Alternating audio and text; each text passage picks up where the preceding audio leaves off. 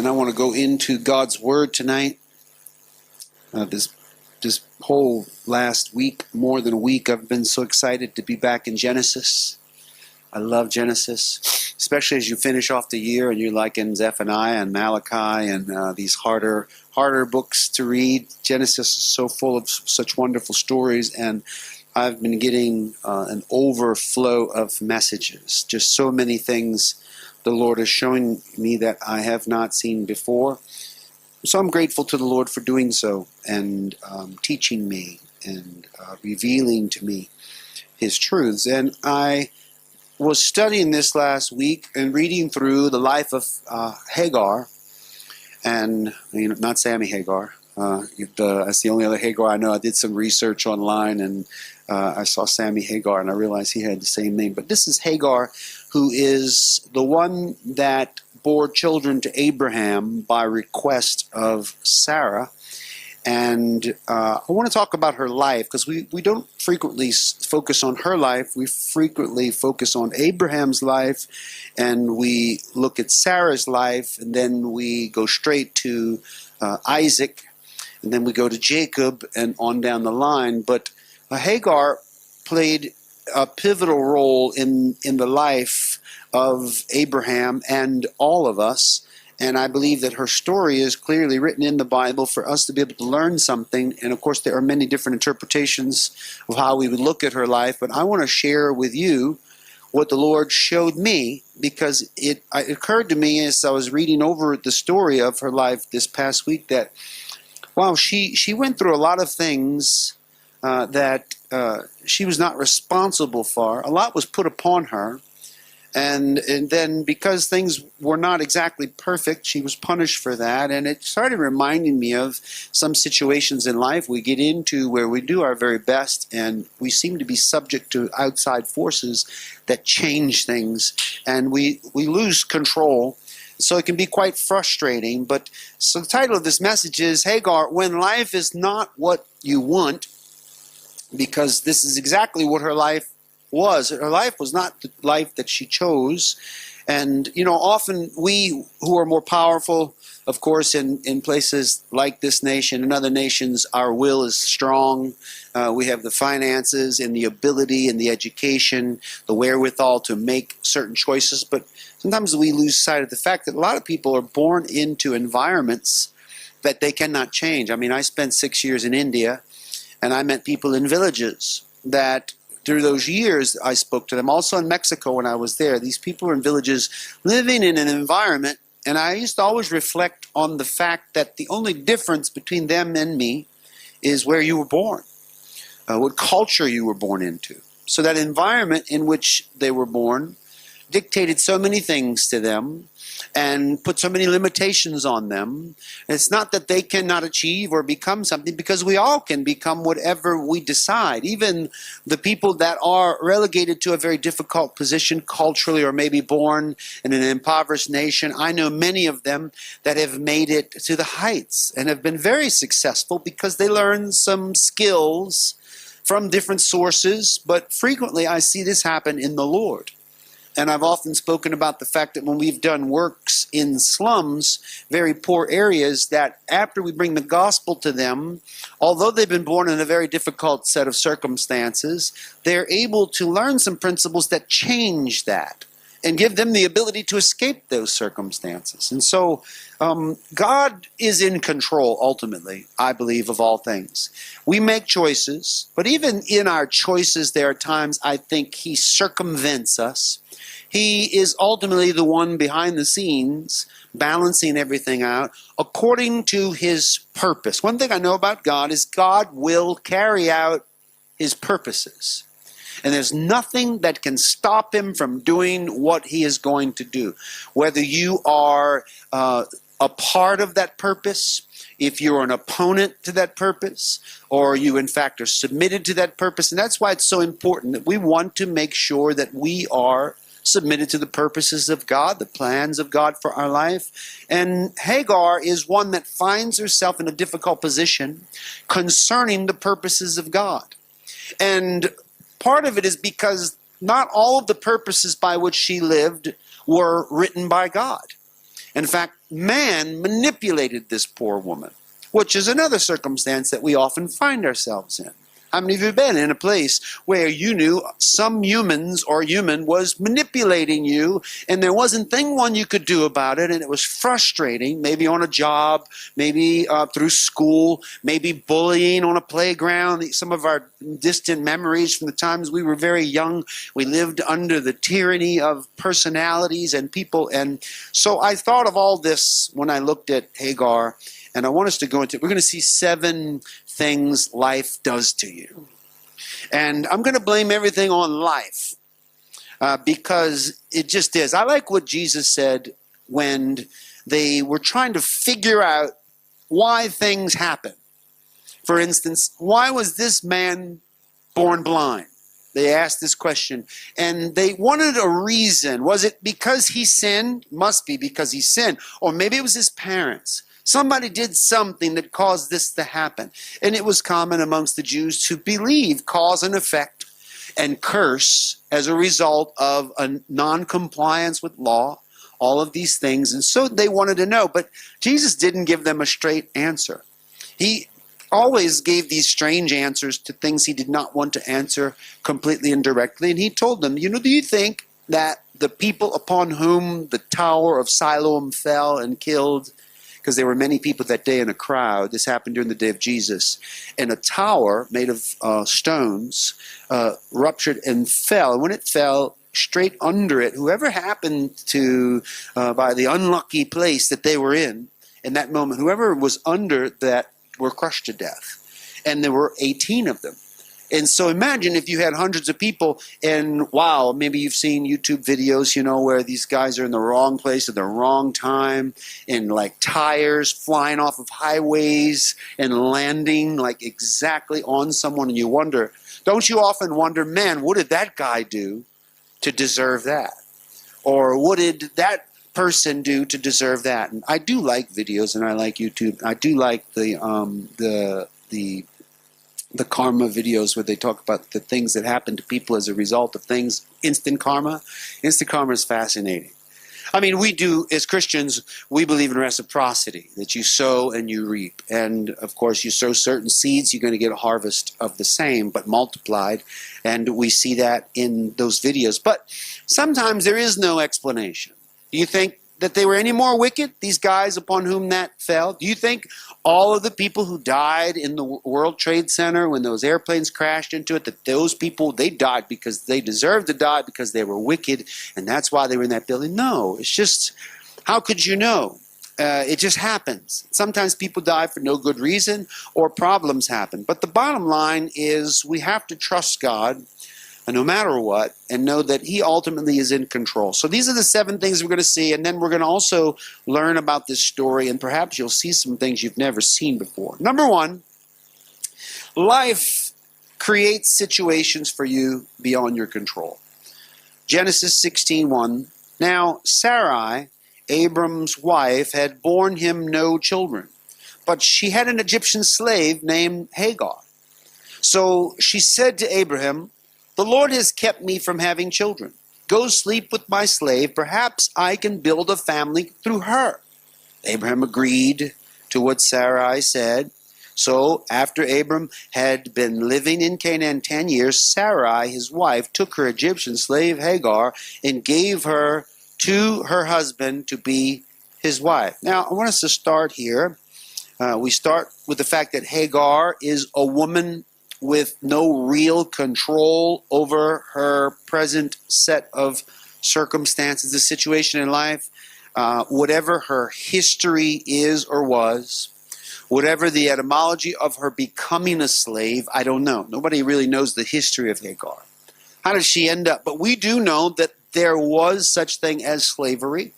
And there were people that were sold into slavery. There were different reasons for it. Often they were captives from enemy nations where they went, or they were prisoners, or they were people indebted. But in this particular case, this woman is owned by them.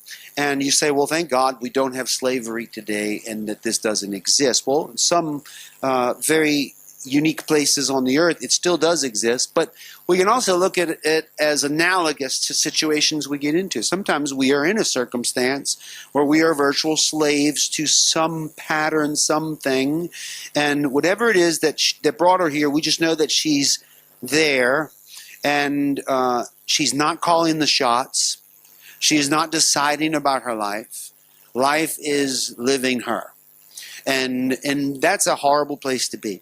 Life has relegated her to a scenario and an existence that she had nothing to do with by her own volition. And so life, as it was for her, put her in this situation, a situation that would cause her masters to be able to use her as a surrogate mother like this. Name her as a concubine. The word concubine in the Bible is used to describe a wife that is from a different origin than your wife. In other words, they married close in family. That's why just recently, if you remember, Isaac it was coming for him to get married, and the Lord had purposed for him to get married, but Abraham made Eliezer swear not to take for Isaac a wife from the people of that land where they were inhabiting, but put his hand under his thigh as a swearing and telling him, you go to my land, my origin place, and you find someone related from my family. And sure enough, he did. The story of Rebekah comes that way, where he went and that woman came with him. But concubines, the very name concubine, means someone from outside of their ethnicity or their origin nationally. So this means, in other words, it's a wife just like any other wife. And they have rights and privileges, but in this case, the slave becomes a concubine, which means she's being empowered in a way that she'd never been before. So if you look at it from one respect, you might think, well, she actually stepped up from just being a slave to becoming a wife of the master, or Abraham. And this is true, but at times, we are out of control with situations that exist in our life. We find ourselves in a place like this, place of discomfort or inability to alter the will of those around us because they're part of us.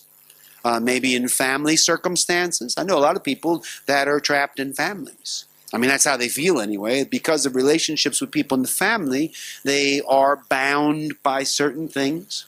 Jesus found people that were bound by family. And it was his intention and his desire that they be a part of his ministry. But they could not. Why? Because they needed to bury their father, or they needed to tend to things. And he even told a parable about those people. So a lot of things can restrict us, not just Abraham and Sarah as masters, but maybe other things master us, or other people. So we float down a stream like this, and the way I see it is that it's a stream of a screenplay we did not author. It's like we are living a drama, but somebody else wrote it, and what makes it worse than anything is that we're not allowed to see the script all the time. And so it's just every day you wake up, life hands you something. Now, I realize most of you in this room, you're not quite in that circumstance, but I've met a lot of people that are. And when I meet these people, where I've gone to different nations to preach the gospel, I see them in that position, and I know there's virtually no way they can get out of that except God do a miracle or some advantage come to them. So that's what we see. Number one, life creates situations for you beyond your control. Number two, life puts you in contentious circumstances. Life will do this. Don't you wish you could only be surrounded with people you got along with and that you were friends with and loved you and you loved them? But that's not a fact of life.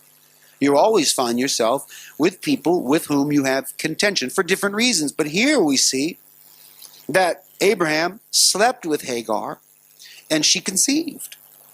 Now, I want to think a little bit about this before we go on to the fact that when she knew she was pregnant, she began to despise her mistress. I want to think about Abraham a little bit. Abraham, in his mind, although told by God that he was going to bear a son, and that son would be the inheritor of all of the blessings that he had received to become a great nation through that son, he was not able to, and I'm looking at it from his perspective, maybe he thought, I'm not able to impregnate my wife.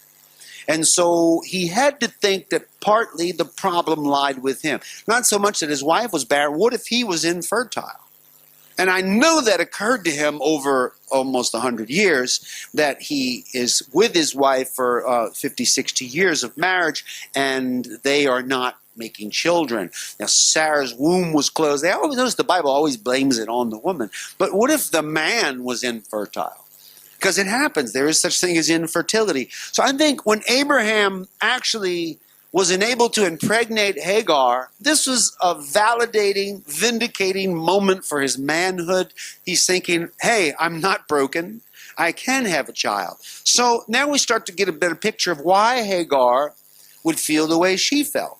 Now, Abraham is happy about this girl because he has proven with her that he is fertile. And that's why also later he absolutely is convinced that Ishmael should be the one that takes his place.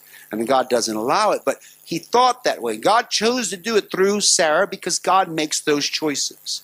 But the choices that God were making for Abraham and Sarah has nothing to do with poor Hagar. So Hagar here she's in a great position. Because what was formerly her master is now a woman that was not able to do what she had done, and Abraham was happy about this. Now we know this because later in the story it says Abraham was grieved about the issues of his son because it was his son. So he was happy about his son Ishmael. Then Sarai said to Abram, you are responsible for the wrong I am suffering. Do you see it that way? Whose idea was this to begin with? Think about it. So you are responsible. Often when things go wrong, no, people want to blame someone else.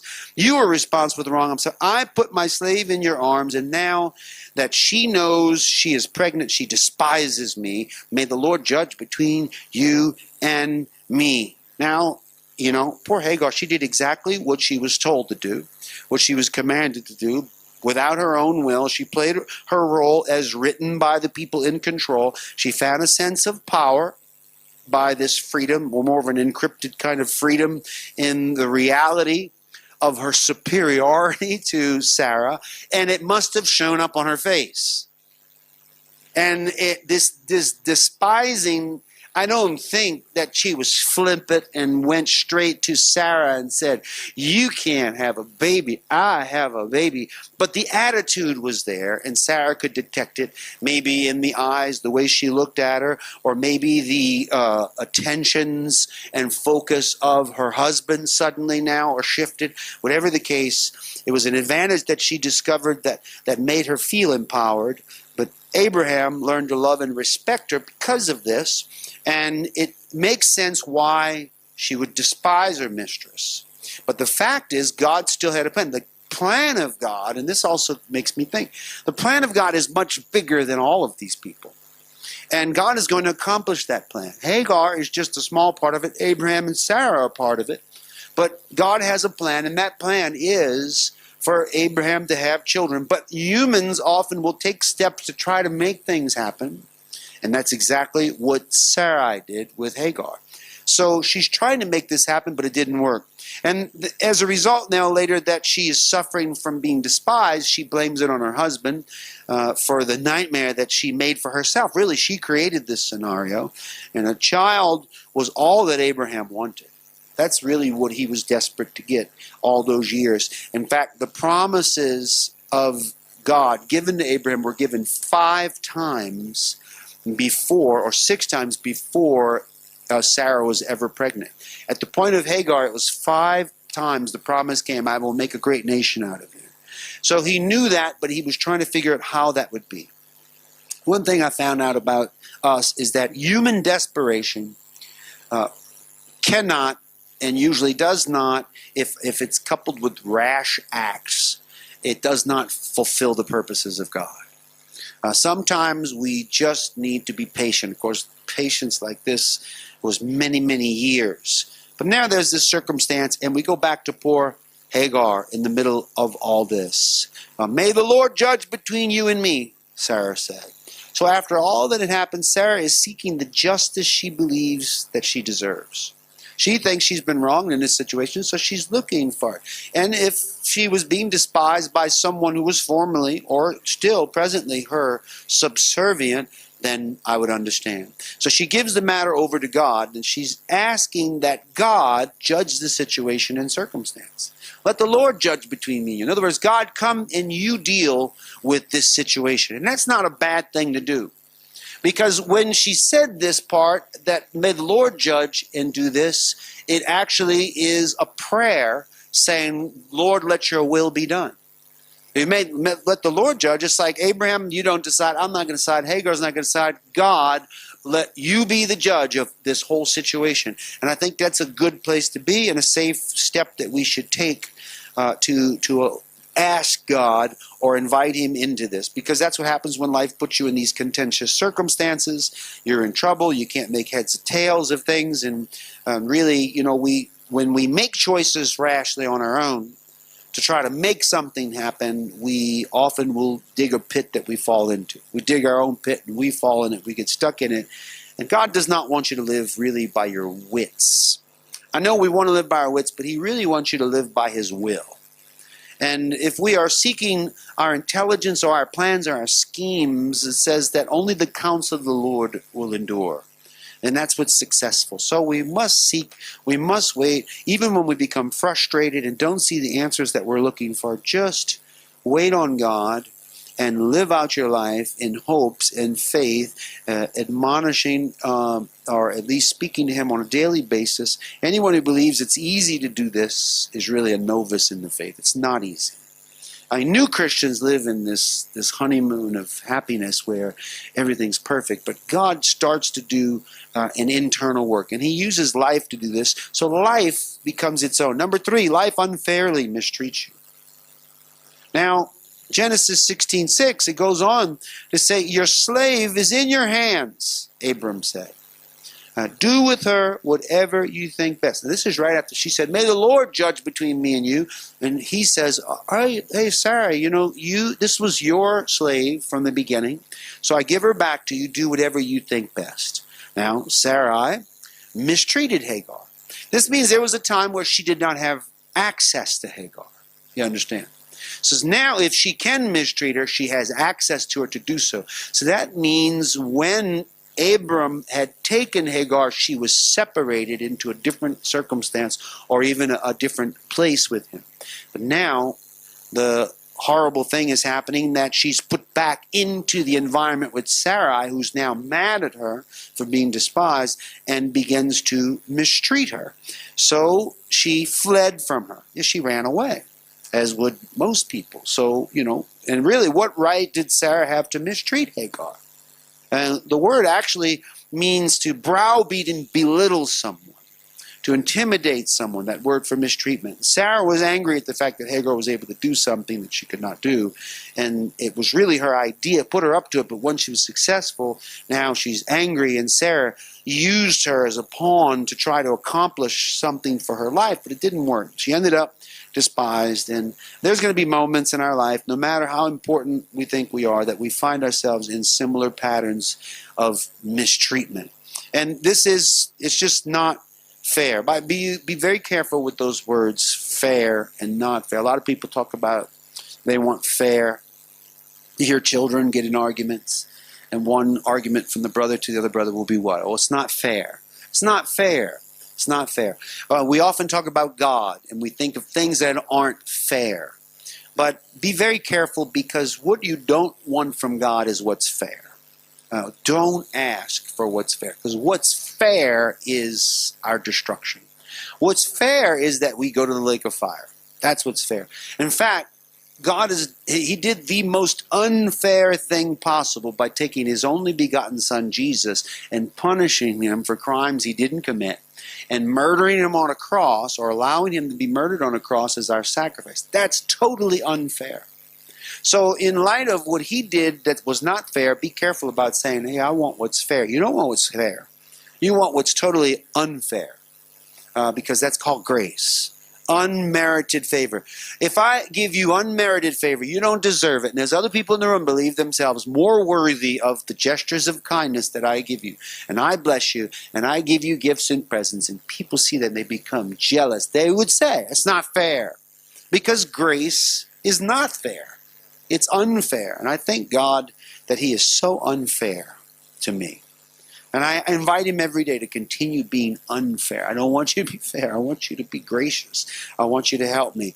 But so in this circumstance, life unfairly mistreats you, and Hagar is being mistreated, so she runs away, as would any of us. So the angel of the Lord found Hagar near a spring in the desert.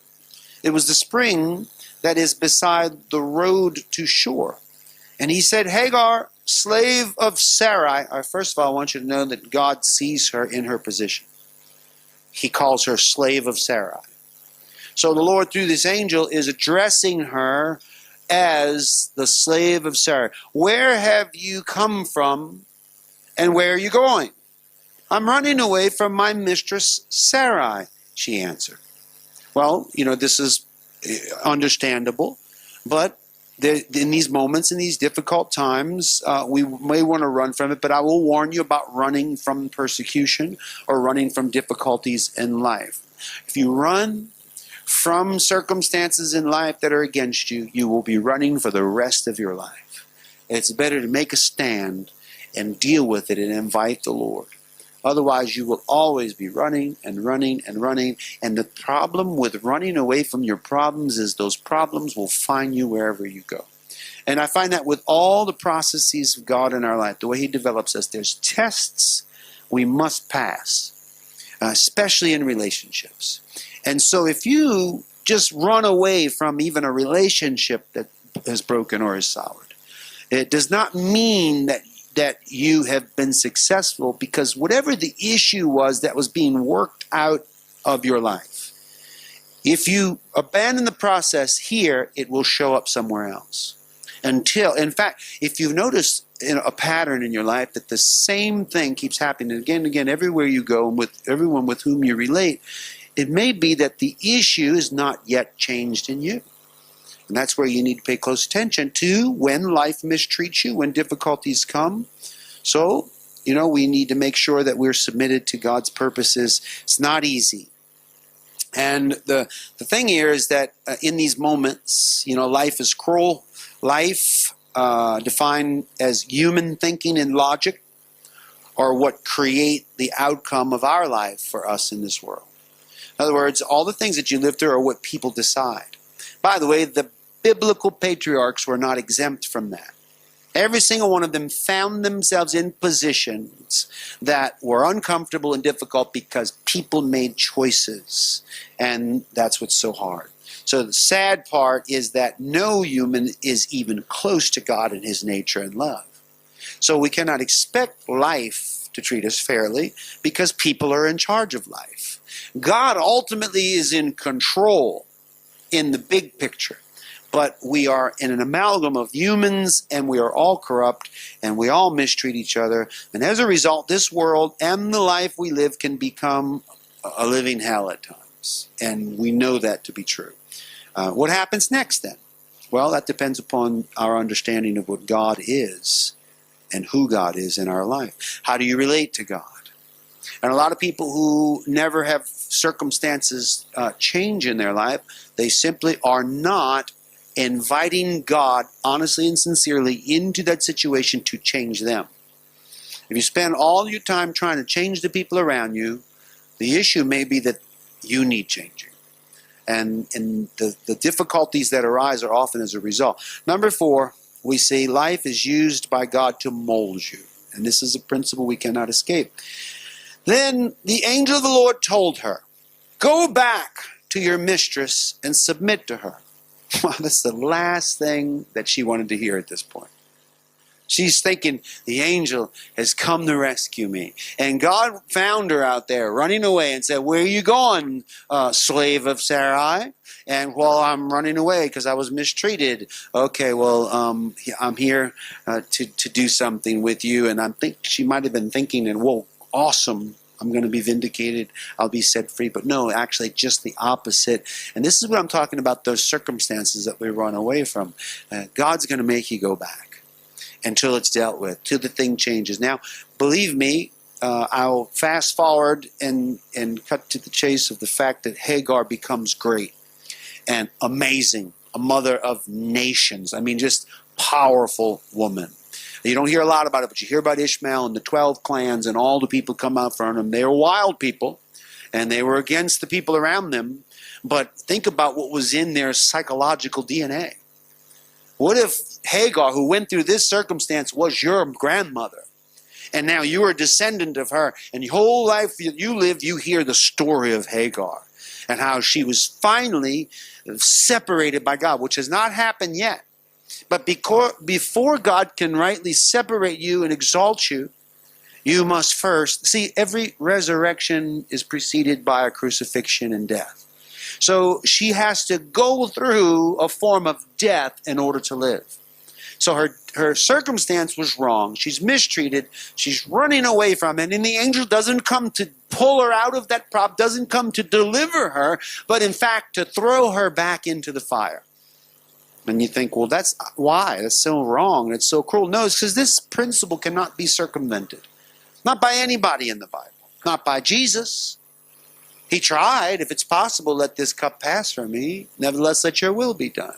Not by Joseph. Joseph received the promise to be a great man and to go and save the world from hunger, but he couldn't avoid the process of being thrown into a cistern and mistreat. The same thing. You see, Isaac, even the son of Abraham, later on, he goes through same issues from well to well. We're just reading that in the one-year Bible, and now they're chasing him off from this well and that well and all these things. So now, go back to your mistress, the angel added, I will increase your descendants so much that they will be too numerous to count. Now, you often find that when God is telling you to do something you absolutely don't want to do, he will couple it with a promise that if you do this, this will happen. And this is where you're going to have to step out on a limb of faith and believe that what he's saying is true. If he speaks to you and tells you, I will increase your descendants so much that they will be too numerous to count.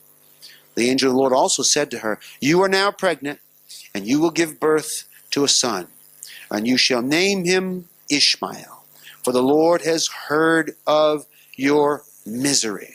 And he will be a wild donkey of a man. His hand will be against everyone, and everyone's hand against him. And he will live in hostility toward all his brothers. So she gave this name to the Lord who spoke to her. Now I want to point something out here, fascinating. The Lord spoke to her. And so much so that she named him. You are the God who sees me. For she said, I have now seen the one who sees me. That's interesting. This word see is physical see. She met God. And not only did she meet God, but she's in communication with God. And I want you to start thinking, of course, Hagar wanted to run away, but the last thing that she ever wanted to hear was this. But the circumstance is creating an environment in her life that's causing her to reach a level of intimacy with the creator of the universe that very few people in the Bible ever reached. By the way, Sarah never had this. The only time Sarah ever spoke to God and had a conversation was, I didn't laugh.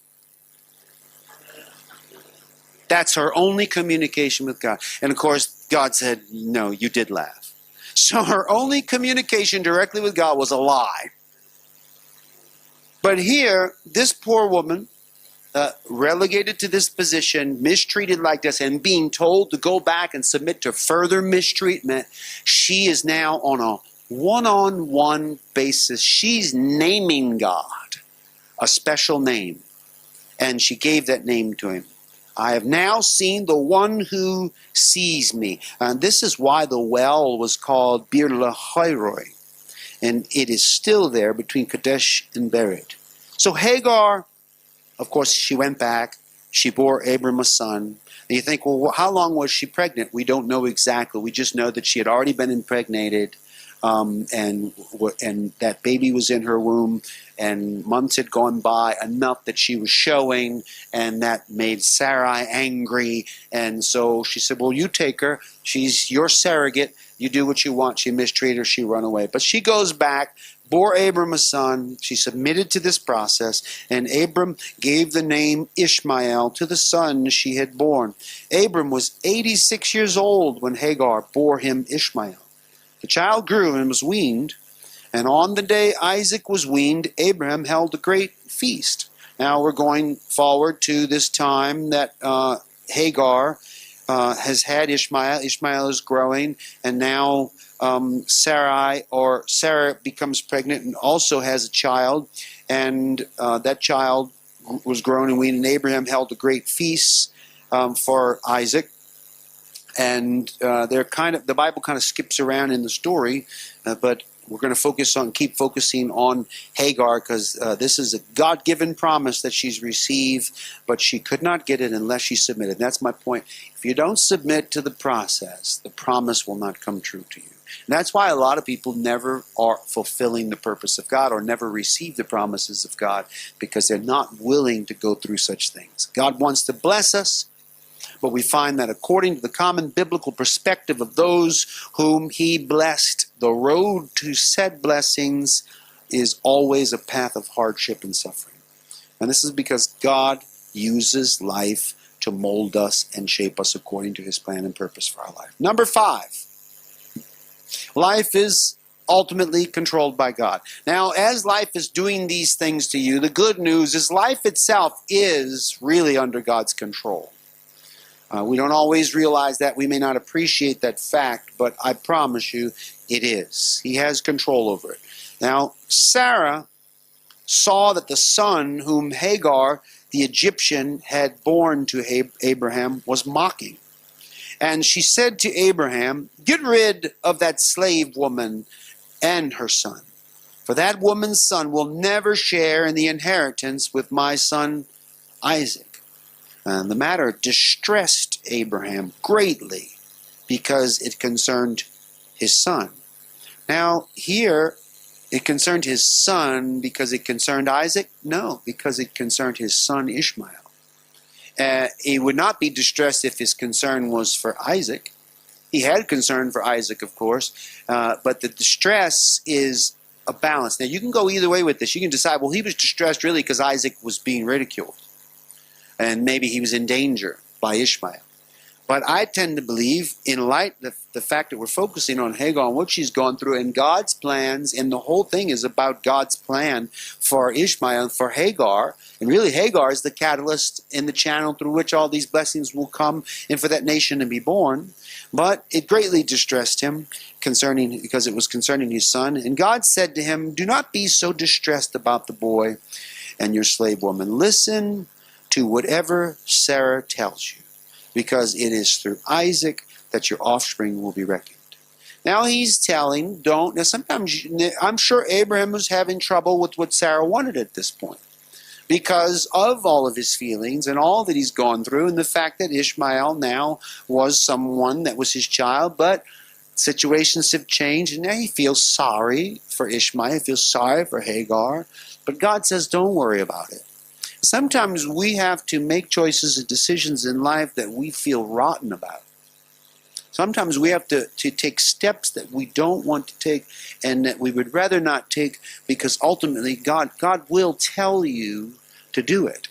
And we have to be ready for that. Because if we don't, then God's bigger purposes will not be carried out. And the thing is, God does not always explain to you what those bigger purposes are. The smaller reasons are the things he often just tells you what's concerning you and your future, and not always about how it's going to affect all the people around you. God said, don't be distressed about the boy and the slave. Listen to whatever Sarah tells you, because it is through Isaac. So here God worked out the situation of Hagar's life to give her exactly what she wanted, really. What did she want to begin with? She ran away. She wanted to be separate. And she didn't want to share a place with Sarah. But now God is doing exactly that. She is sharing a place with Sarah. And now God is enabling her to get what she originally wanted. But this is not exactly how she envisioned it, I'm sure.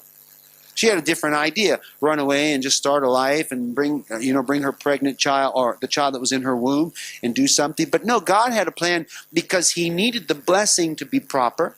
He needed the connection. Often you're in that adverse environment or circumstance you're in, that's actually where the anointing will come to you, where the blessing will come to you that will bring you to your future.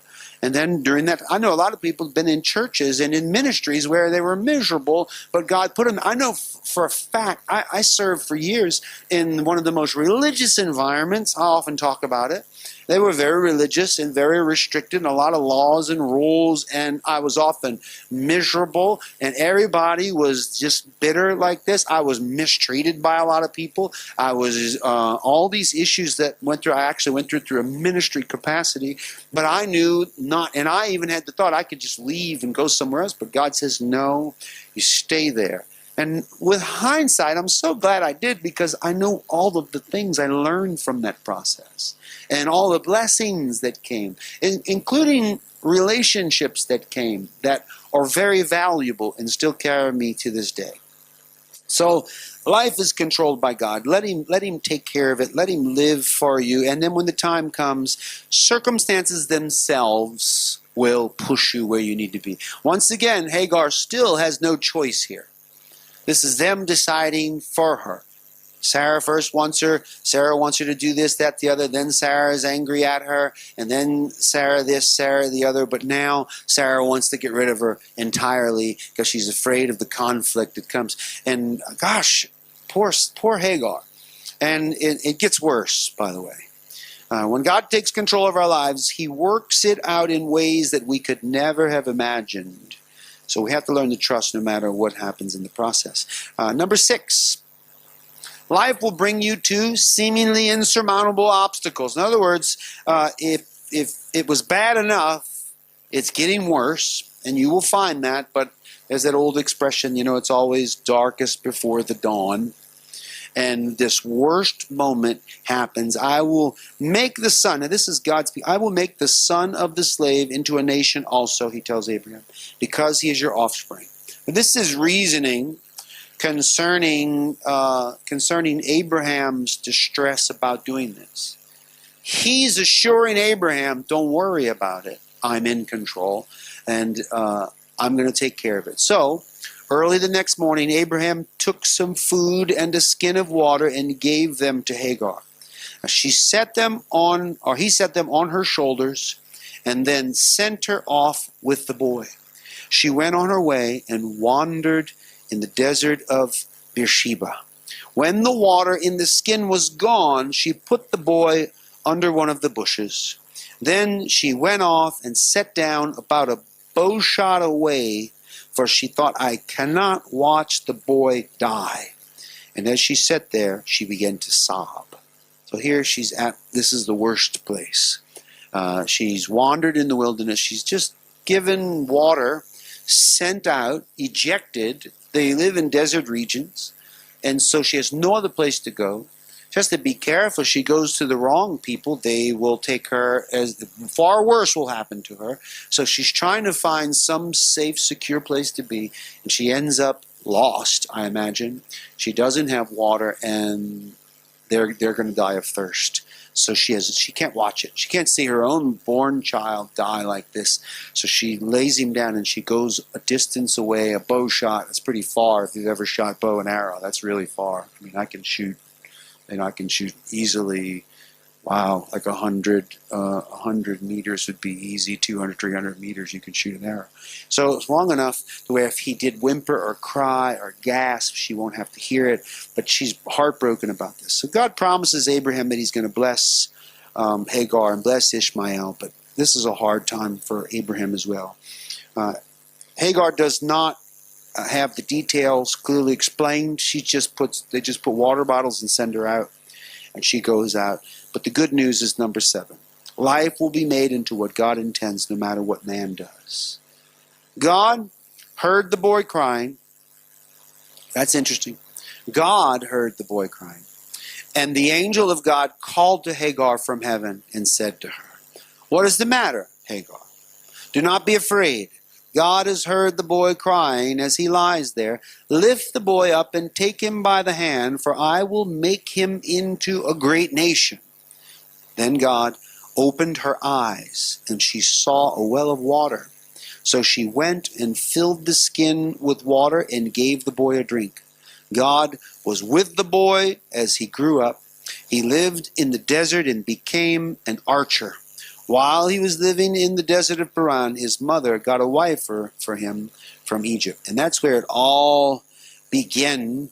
In fact, Genesis 25, we go down to verse 12, you actually see that this is the account of the family line of Abraham's son Ishmael, whom Sarah's slave Hagar the Egyptian bore to Abraham. These are the names of the sons of Ishmael listed in the order of their birth.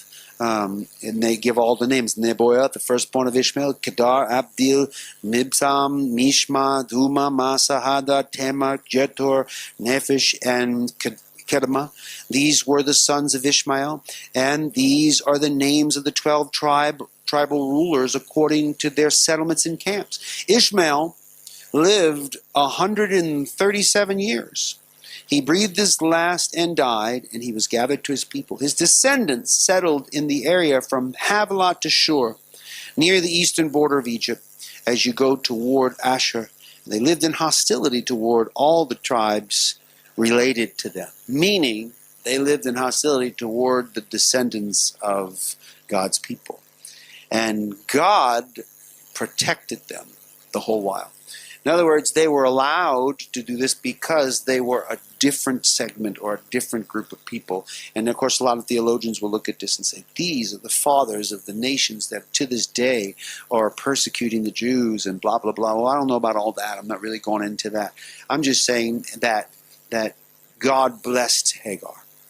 And in this situation, I'm sure when she was growing old, and by then she saw her son married and then have all these children, and she got to be there as a grandmother because she was obviously younger than Sarah. So she got to have a long life and see all of these children grow and watched a nation form around her, and she was honored and blessed. And that's why I said earlier, part of the reasons why they lived in animosity toward all those other tribes is because they knew the story.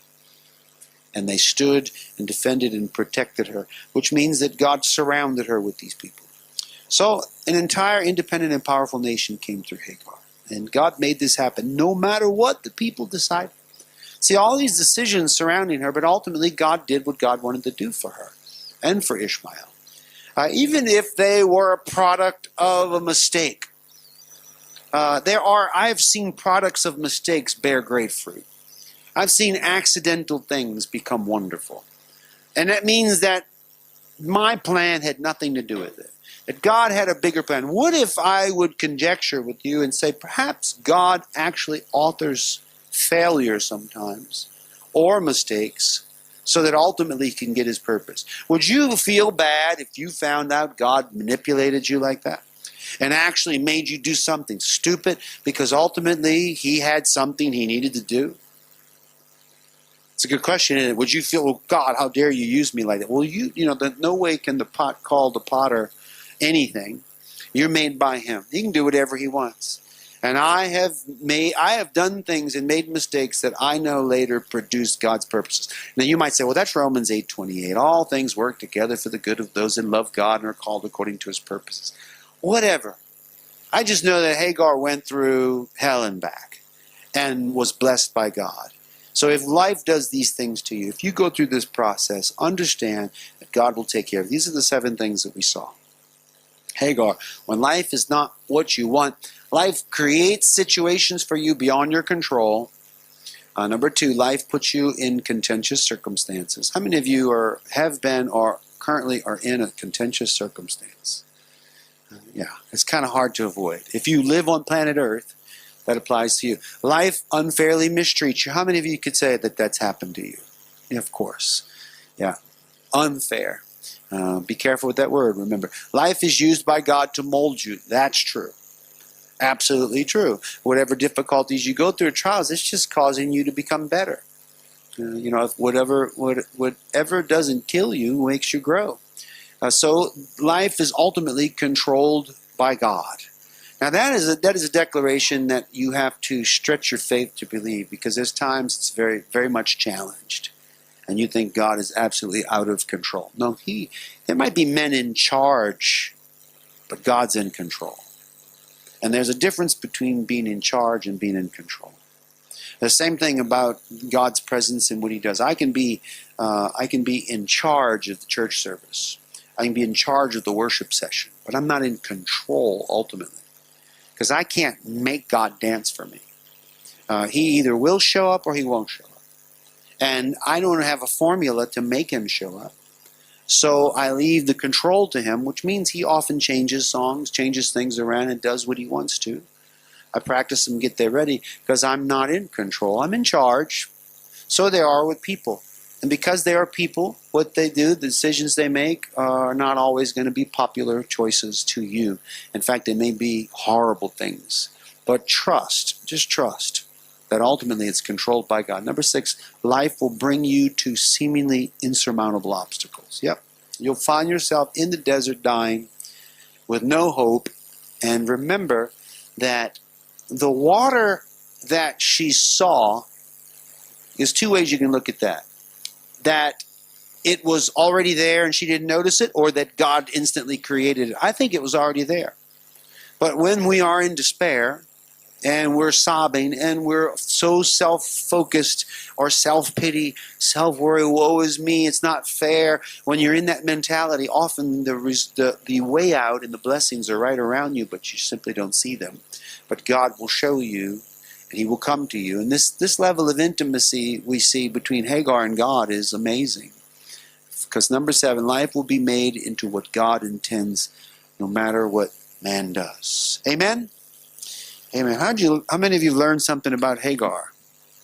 Interesting. And this kind of message too, there's a lot of things there. I'm sure that God led you off on some tangents in your mind. When that happens, take your notes and listen, because there's such a deep story that we look at in these passages. And very exciting days in Genesis, and I'm looking forward to other messages. God's been giving me so many little messages, and I can't wait. We're looking forward to continuing to learn from His Word. Why don't we pray? Thank you, Jesus. God is so good to us.